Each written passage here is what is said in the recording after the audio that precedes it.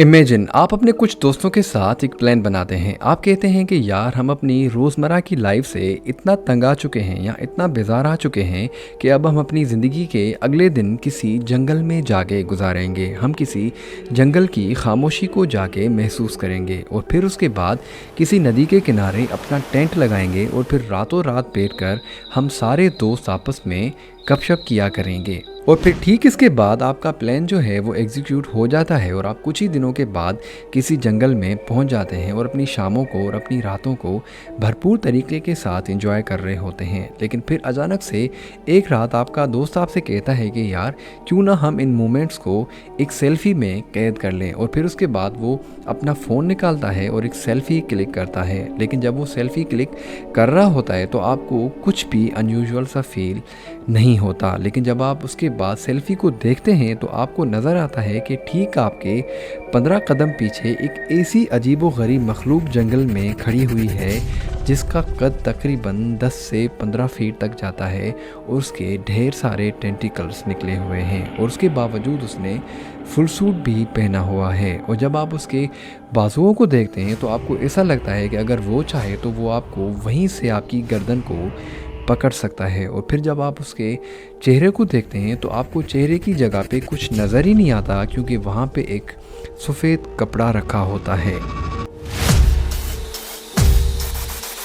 लेकिन ये तो थी आप लोगों की इमेजिनेशन। लेकिन क्या आप जानते हैं कि अमेरिका में 2009 में हकीकत में ऐसा हुआ था। कुछ पेरेंट्स अमेरिका में अपने बच्चों के साथ जंगलात में घूमने गए थे। जब उन्होंने वहाँ पे तस्वीरें कैप्चर की और वापस आकर देखी तो उन्होंने देखा कि उन तस्वीरों में उनको अजीबो गरीब मखलूक दिखाई थी और ये मखलूक डे बाय डे काफ़ी और सारे लोगों के साथ दिखने लगी थी। और यहीं से एक मखलूक ने अमेरिका के लोगों की नींदें हराम कर दी और ये मखलूक कोई और नहीं बल्कि ये मखलूक थी द स्लेंडर मैन। मगर सवाल ये था कि आखिरकार ये स्लेंडर मैन था कौन और ये लोगों के साथ क्या किया करता था। तो कहते हैं कि जिसने भी स्लेंडर मैन को देखा था उसने अपने ही तरीके से स्लेंडर मैन को डिफ़ाइन किया था। लेकिन मैं आपको वहाँ तक बताऊँगा जहाँ तक मुझे स्लेंडर मैन के बारे में पता है। कहते हैं कि स्लेंडर मैन एक आदमी जैसा ही क्रिएचर था, लेकिन एक लंबा चौड़ा आदमी जिसमें ज़िंदगी का एक कतरा भी मौजूद नहीं था। और कहा जाता है कि उसका चेहरा इस कदर सफ़ेद था कि जैसे खुदा ने उसके चेहरे पे कुछ लिखने से इनकार कर दिया हो।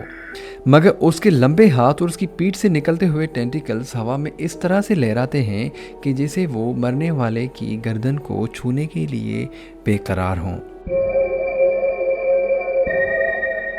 फिर उसके बाद इससे पहले कि वो अपने शिकार को नज़र आए वो अपने शिकार को पहले ही देख लिया करता था। और जब तक वो उसके ऊपर फिज़िकली अटैक नहीं करता उससे पहले वो उसके ऊपर मेंटली अटैक किया करता था। यानी शिकार को पहले से ही लगने लगता था कि उसके साथ ऐसी कोई चीज़ मौजूद है जो उसको किसी भी वक्त मार देगी। और बाज़ दफ़ा तो इस कदर स्ट्रॉन्ग केसेस नज़र आते थे कि अगर कोई लोग या कोई इंसान ड्राइंग बनाना चाहते तो वो अपनी ड्राइंग्स में ना चाहते हुए भी स्लेंडर मैन को बना दिया करते थे।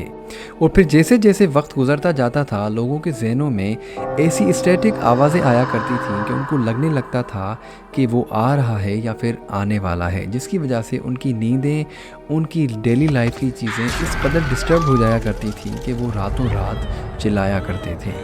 और फिर उसके बाद जब स्लेंडर मैन को ये लगता था कि अब उसका शिकार जो है वो मेंटली और फिज़िकली टूट चुका है तो उसके गर्दन में जाके एक टेंटिकल घुसा दिया करता था। यानी जब तक वो उसको कंप्लीट मौत नहीं देता था उससे पहले ही वो उसको तकरीबन 1000 दफ़ा मार दिया करता था।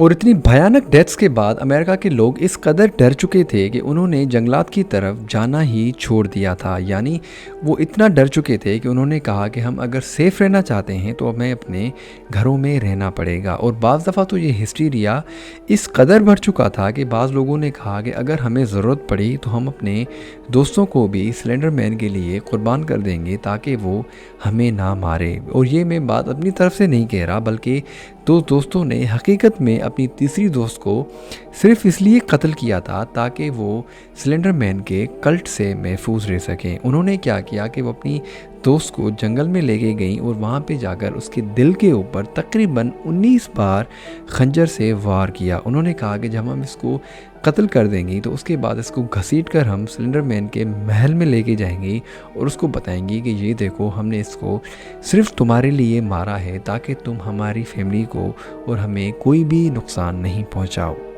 मगर सवाल ये था कि आखिरकार ये सिलेंडर मैन 2009 से पहले कहाँ था और ये 2014 के बाद कहाँ चला गया, हत्ता कि ये रियल में एग्जिस्ट करता भी था या ये सिर्फ लोगों की तरफ से हिस्टीरिया था। तो इस सवाल का जवाब ये है कि हकीकत में द सिलेंडर मैन एग्जिस्ट करता ही नहीं, वो ना ही कभी एग्जिस्ट करता था। तो होता क्या है कि 2009 में एरिक न्यूटन नामी बंदा जो कि स्टीफन किंग्स के नॉवेल से इंस्पायर्ड था, उसने क्या किया कि उसने ढेर सारे क्रिएचर्स फोटोशॉप की हेल्प से बनाए और उसने ढेर सारे प्लेटफॉर्म्स पे अपलोड करना शुरू कर दिए थे। और उसके बाद क्या होता है कि वो फ़ोटोज़ रातों रात अमेरिका में वायरल हो जाती हैं और 10 ही दिनों में एक नया क्रिएचर उभर के आता है जिसको लोगों ने नाम दे दिया था द सिलेंडर मैन का। और अभी इन तस्वीरों को अपलोड होते हुए अभी 10 ही दिन गुजरे थे कि एक चैनल लॉन्च होता है जिसका नाम था मार्बल हॉर्नेट्स। और उसने क्या किया कि इन तस्वीरों को लेकर डिफरेंट किस्म की क्रीपी एनिमेशंस बनाना शुरू कर दी, जिसके बाद अमेरिका के लोगों को वाक़ईतन लगने लगा कि हकीकत में द सिलेंडर मैन एग्जिस्ट करता है। हालांकि हकीकत में देखा जाए तो वो लोगों का एक डर था। और अब आपके जहन में एक सवाल उठ रहा होगा और वो ये कि अगर सिलेंडर मैन एग्जिस्ट करता ही नहीं था तो आखिरकार उन दो लड़कियों ने उस सिलेंडर मैन को कहाँ देखा था और उन्होंने आखिरकार अपनी दोस्त को कत्ल क्यों किया। तो बात यह है कि जब उनके दिमाग की स्टडीज़ की गई तो पता चला कि उनको ढेर सारी हेलुसिनेशंस आती थी जिनको लगता था कि वाकई में द सिलेंडर मैन एग्जिस्ट करता है, लेकिन वो हकीकत में एग्जिस्ट करता ही नहीं था। और मगर अभी भी काफ़ी सारे लोगों को ये लगता है कि वाकई में द सिलेंडर मैन एग्जिस्ट करता है और उससे इंस्पायर होकर काफ़ी सारी मूवीज़ भी लिखी गई और काफ़ी सारे बुक्स भी लिखे गए।